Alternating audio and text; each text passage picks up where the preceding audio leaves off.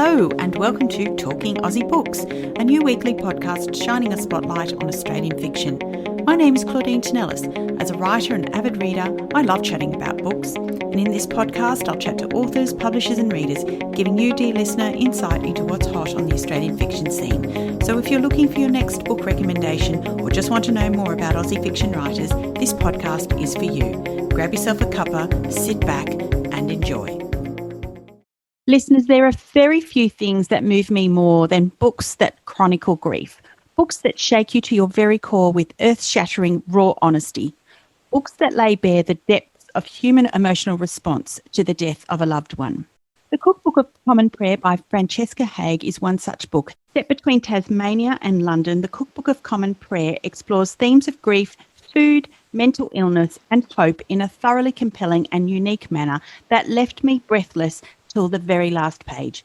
For that reason, it gives me a huge thrill to welcome Francesca to the podcast today. Hi, Francesca. Hi, Claudine. Thank you very much for having me. It's such a pleasure. Francesca, I'm still reeling after finishing this breathtaking book and finding it a little difficult to put into words how much it actually affected me. A book that explored grief on so many levels and from different perspectives. It was heartbreaking but uplifting at the same time. Just brilliant. So thank you for a beautiful read. Well, thank you for your very kind words. I'm so glad it had that effect on you. So tell me, Francesca, what inspired you to write this novel? I have always been fascinated by family dynamics, and growing up in Tasmania, I was also always very invested in landscape and the way that the places we inhabit shape us. And I had written when I was in my early 20s, my first book was a collection of poetry which dealt quite explicitly with themes of eating disorders and sibling relationships. And I then thought, oh, well, I'm done with that now. I don't want to be boring and write the same thing again and again. So I set out to write a completely different book. And I wrote 3 post-apocalyptic young adult novels, thinking that was about as far removed as I could get from the themes that had preoccupied my poetry. And then my husband very gently pointed out that actually the Fire Sermon trilogy, those 3 books, were actually still about islands and sibling relationships, and in some ways were still hung up on imagery that connected to eating disorders. The sort of technical post-apocalyptic horror involved people in tanks with tubes up their noses. And so then I realized I had more to say, and I was still obviously hung up on these ideas and I wanted to explore them more. So the Cookbook of Common Prayer is me sort of no longer running away from those themes, no longer running away from Tasmania, which I left when I was 17, and really turning back and saying, okay, why am I so hung up on these? What are these ideas that fascinate me and trouble me? And so it was a real relief and a real sense of honesty to turn back to them and think, okay, I want to write about a family, I want to write about grief, I want to write about eating disorders, and I want to do it without analogy. And that was the driving force behind this story, which is about a family that's dealing on the one hand with the traumatic loss of a child and on the other hand with another child suffering from an eating disorder. As a mother myself, I can't imagine Jill and Gabe's devastation when they learn about their son Doogie's death. Each of their responses were entirely understandable, but so different. So I wanted to ask you how you drilled down into their grief. How was it that you got inside their head? To explain a little for listeners, it's when their son dies in a freak caving accident on his gap year, the father, Gabe, and the mother, Jill, are both devastated, obviously, but they do react, as you've said, Claudine, in very different ways. I think once I began writing this, I had a very clear idea of their characters, and I didn't want to be terribly literal and make it about they were defined by their jobs, but that did help to think about what they'd chosen to do with their lives, because that had a real effect on the way that they reacted. So Gabe, being a scientist and an empiricist, he tries to come to terms with Dougie's death by finding out facts, by trying to work out the sequence of events, by throwing himself obsessively into the coronial inquest process and trying to become expert in caving and meteorology and, the particular medical minutiae of his son's injuries and so on. And that becomes his fixation. Jill, on the other hand, is a food writer. And as a writer, she's a storyteller. she's not a novelist, but there is a narrative in every good recipe. And so her way of dealing with it is essentially denial, and that's when they make the disastrous decision as a family to not tell their sick teenage daughter, Sylvie, who's suffering from an eating disorder and is in a secure hospital ward, when they decide not to tell her about Dougie's death because they think it will push her over the edge. Jill gets lost in that lie, and Dougie used to write letters to his sister in hospital, and Jill begins to fabricate more of these letters. I think I was very interested in the way that we seek consolation when terrible things happen. I never wanted to just dwell on the sadness, on the grief. I think that can be self-indulgent, and I didn't want to write a book that just ripped people to pieces and didn't show them any way of putting them back together again. So I was interested in the way that Jill and Gabe are each seeking for consolation, but the tragedy of what happens to them is that they seek in very different ways, and their obsessions aren't complementary, and so they become really drawn apart while Jill becomes consumed in this increasingly elaborate lie, and Gabe is over in London caught up in this investigation. Neither of them is a bad person. They're both doing what they think is right, and in a way what they have to do to survive this unimaginable tragedy. But of course, there are consequences for the rest of their family and for their relationship. So just picking up on what you've already said, the book is told from a number of different perspectives. We have Jill and Gabe, but we also have their other children, Teddy and Sylvie.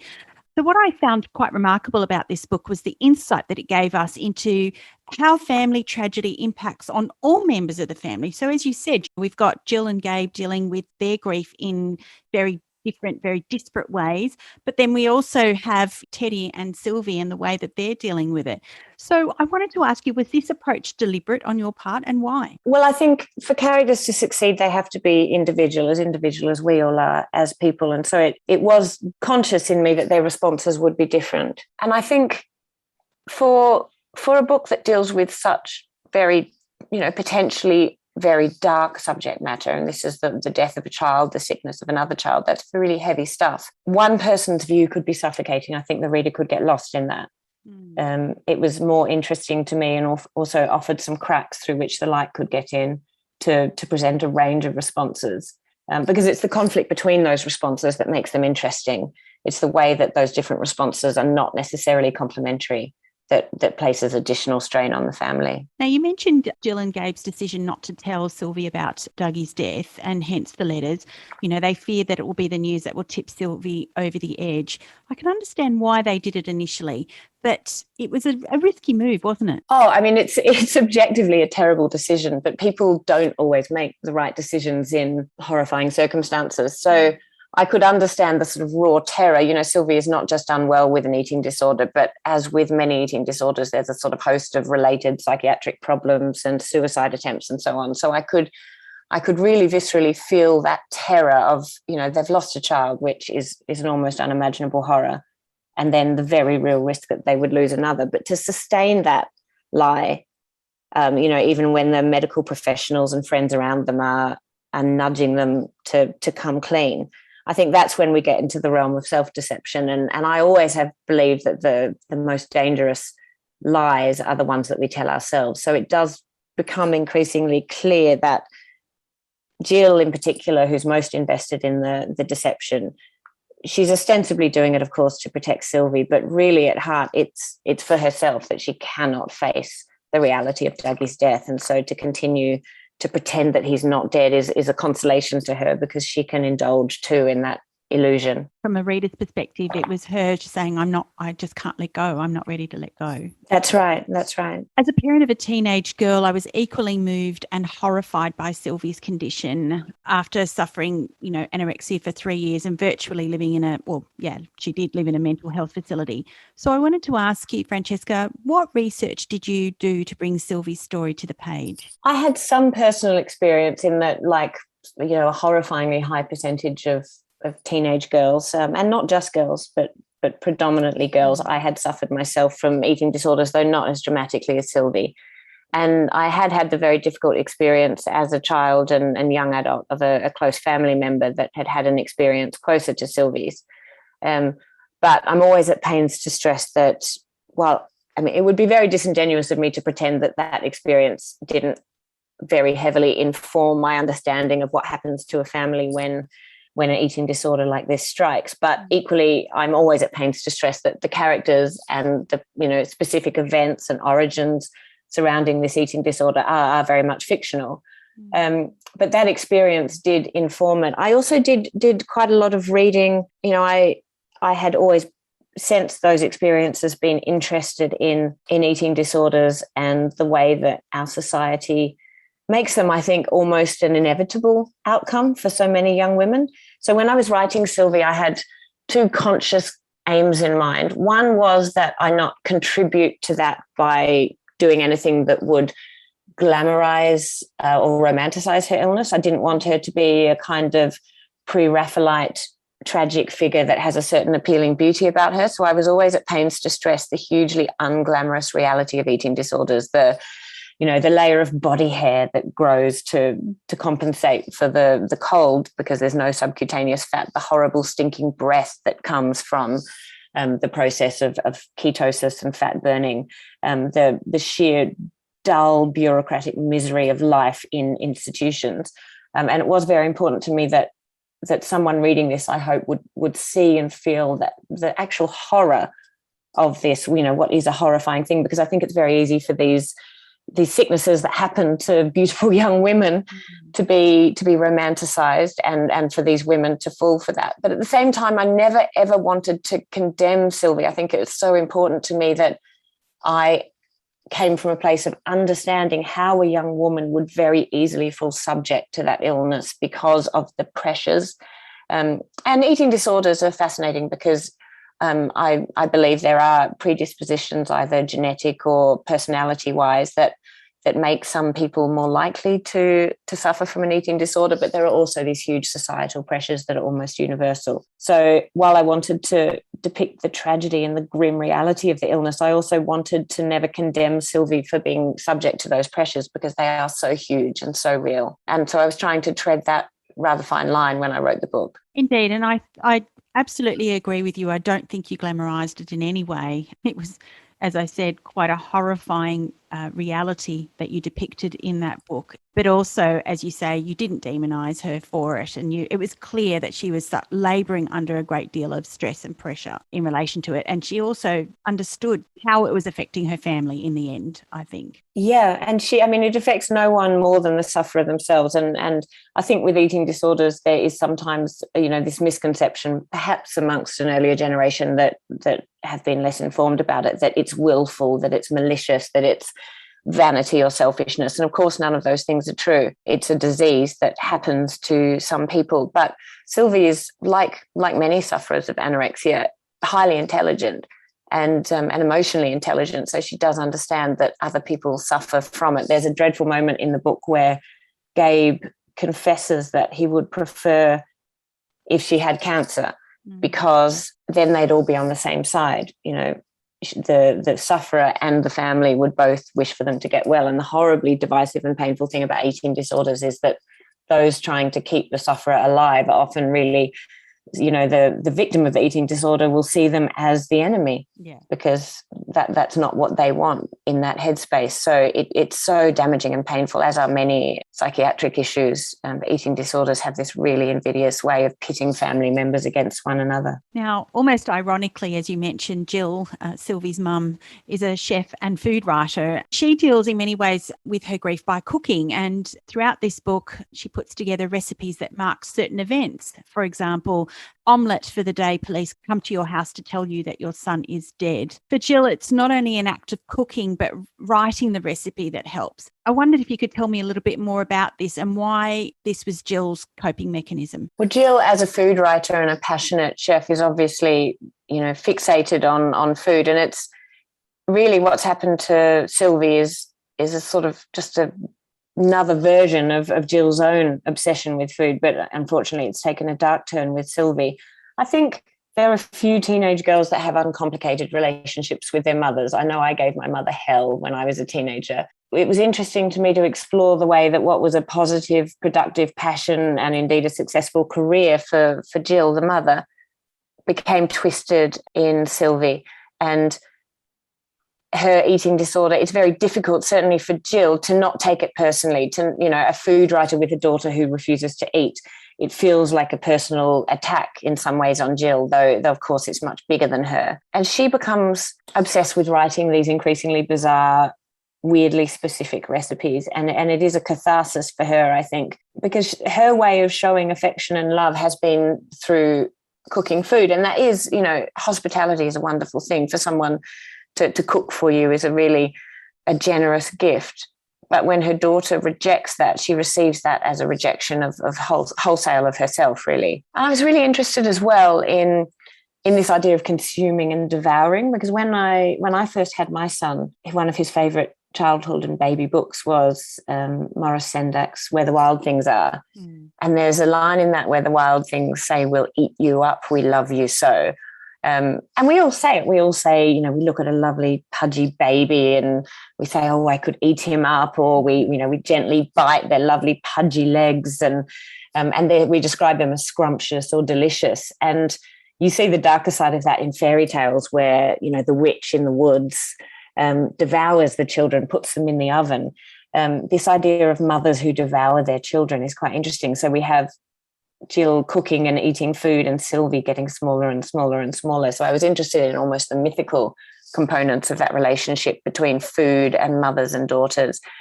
Food is a way that they show love in that family, but it also becomes a massive site of dysfunction and trauma. Yeah, because at one point, I think earlier on in Sylvie's story, she goes through a stage where she's cooking a lot, but she's not actually eating. So she's almost insisting. It was almost like a dare to her family. "I want to watch you eat, but I'm not going to eat anything." And I think it might have been Jill that said, "We're not going to eat if you don't eat." And so she just stops cooking. Yeah, absolutely. So Sylvie goes through a fixation herself on cooking and baking and becomes a very skilled baker, but cooks obsessively for her family. And it's a way for her, really. It's not a true act of generosity the way that baking a cake for a loved one to share is.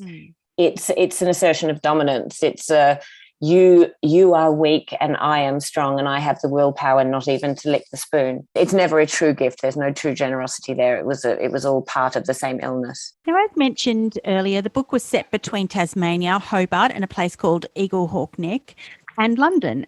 You live in London now, but you grew up in Tasmania, as you mentioned. So I wanted to ask you, why was it important for you to set the novel or part of the novel in Tasmania? I left Tasmania when I was 17, and at that time, as an impatient teenager, I couldn't wait to get away. And I think on some level I have been thinking about and missing Tasmania ever since. And of course, I still go back. COVID permitting, I've not been back for some years, sadly. But I've regularly visited, and my parents are still there. And I'm increasingly understood the extent to which living in that amazing place has shaped me. And Tasmania is fascinating because in some ways it seems like a very pastoral, very tame place compared to, the outback, for example. It doesn't have thousands of kilometres of scorched desert. And there are lots of English expats, including my father, there, I think, because in some ways it looks like the sort of rolling hills of England.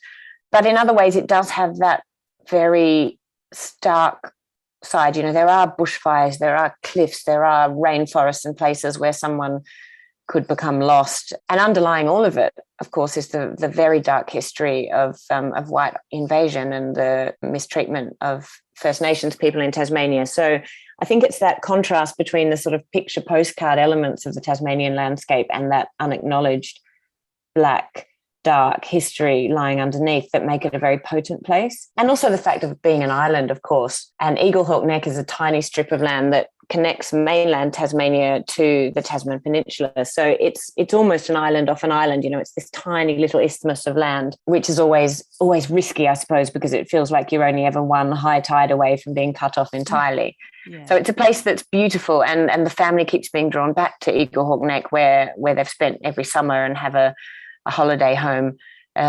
And so, they have many joyous, idyllic memories of that place, but it's also a place of trauma because bad things can happen in beautiful places, I guess. Something else that I found quite fascinating in the book was your mention in the early chapters of the collapse of the Tasman Bridge in the mid-70s. Now, this was something that I only learned about this year on a recent trip to Hobart myself. It felt quite poignant because at that moment, Jill was kind of saying, as they're driving across the Tasman Bridge, she was kind of saying you never think that disasters are going to happen to you until they do. And somehow, until something terrible happens, we walk around feeling invincible, don't we? Absolutely. And I think we do. I think she mentioned something like, sometimes you try on other people's tragedies for size. And I remember doing that as a kid. I learned about the collapse of the Tasman Bridge.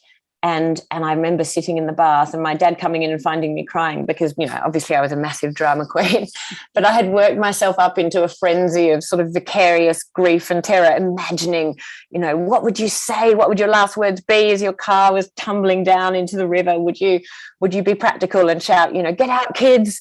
Or would you just give up and say, I love you? How would you use your last breath? And I'd really, so I remember being that overdramatic child that would sort of imagine myself into those tragedies. But then, of course, for many people, you wake up one day in your own tragedy. It's interesting. I hadn't realised actually until you asked me that question immediately after the discussion of Eagle Hawk Neck, of course, that's another example of this fixation in the book of tenuous stretches between places and the risk of being cut off, of collapse, of being consumed by the water, which is a big theme in the book. Indeed, absolutely it is. Now, Francesca, not only are you a novelist, but a poet as well as an academic, and given your experiences of writing in different mediums and publishing history, what tips would you offer to any aspiring writers who might be listening today? The first, and in many ways the only thing that aspiring writers need to hear is that they need to read. I don't think you can be a writer, or certainly not a good one, if you don't read. And to read hungrily and avidly and across different genres, because you learn so much from reading. I could put myself out of a job by saying this because I have periodically taught creative writing at universities, and that's wonderful. And I do believe that it can offer a lot, but I think that reading is the best education that any writer can get, to read. And I still do it all the time. Of course, I was a lot of the things that I did in this book, I was able to do, well, I hope that I've achieved because I'd seen them done many times, and to think consciously as you read, what's this author doing? What choices have they made? What's the effect on me as a reader? And then to experiment, how can I do that myself? I was lucky that I grew up in a house full of books. When my parents moved house a while ago, their movers chastised them and said they had an unreasonable number of books. And that's a hallmark of my family, that we don't really recognize an unreasonable number of books. So I was very lucky that I grew up in a family where that was valued and available to us. And so I think that anyone who wants to write, if you don't have time to read, Stephen King famously said this, then you don't have time to write. Francesca, you mentioned that you're working on something else at the moment. Are you able to tell me anything more about that? I can tell you a little. It's my first historical novel, so it's very different from anything I've written. My first 3 novels were set in the distant future, this one in the present day, and then the one I'm working on now is set in the late 1600s, early 1700s, and it's based on the true story of the only 2 documented female pirates of what they call the Golden Age of piracy, Anne Bonny and Mary Read, who led the most remarkable lives. I came across them when I was doing a horrible histories jigsaw puzzle with my son, and there was a mention of them. And by the time I got halfway through reading the Wikipedia entry, because that sparked my interest, I thought, well, this is it. I'm done for. This has got to be the next book. The only risk is that because their stories are so innately amazing and exciting, the very real risk is that as a writer, you can kind of only make it worse. The Wikipedia entry is already so good. So you always have to ask myself every day, what do I add to what's already an amazing story? But it's so fascinating, and it's been an absolute pleasure to dive into their lives for the last year or so. That sounds utterly fascinating, and I cannot wait to hear more about that in the future. Thank you. Well, I hope that it finds its way to readers before too long. Now, if listeners wanted to learn more about you and your work, where could they do that? You can follow me on Twitter at Francesca Haig for my immediate musings. I am on Instagram at Francesca Haig Writes, and technical information and basics and so on. And you can actually contact me via email at my website, www.francescahaig.com. Francesca, the Cookbook of Common Prayer is a novel I won't easily forget. I absolutely loved it, and I wish you every success with it. Thank you so much for joining me on Talking Aussie Books. Thank you so much, Claudine. It's been a pleasure to talk with you. Well, that's a wrap, folks. If you enjoyed this podcast, please leave a review on iTunes or drop me a line via my Instagram at Claudine Tinellis or on my webpage, claudinetинellis.com. Thanks for listening. Until next time, happy reading.